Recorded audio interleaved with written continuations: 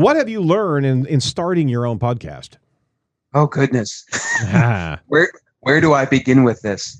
I think one of the biggest things, and it's something that you learn, any entrepreneur, business person, or marketer even learns this and then you forget, right? So every time you start a new thing, there's always this desire at the beginning, or this feeling like you should try to define what it is Right. at the beginning, when you're just sitting by yourself, in your office trying to come up with this thing with a whiteboard. But what I've learned again, and what I've learned many times through whatever band I played in, or whatever marketing endeavor I did, or whatever business endeavor I took upon, you really don't know what that thing is until you have an audience, until you've had an audience for a while. Right. And they're giving that communication, that feedback back to you. It becomes that nice feedback loop.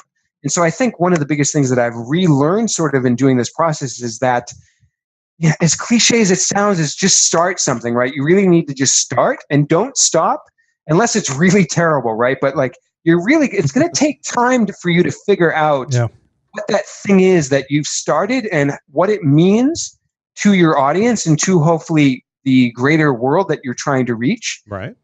That's kind of the big philosophical thing I've learned. I think, to bring it down tactically for a moment, I've had to practice writing a lot of titles and descriptions and trying to go back to each episode and pull out and think to myself, what's the lead here, right?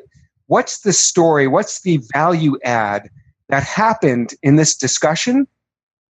How can I convey that as a marketer, as a copywriter, in the title, in the description, in my intro? In my show, I record the intro after we do the interview. So I give myself a chance to try to set it up a little bit better. So I think as a marketer, having a show like this is really giving me the chance to practice just that. And it's oftentimes taking other people's points of view in their content. Right. Because people come on the show and they don't talk about things that I would talk about.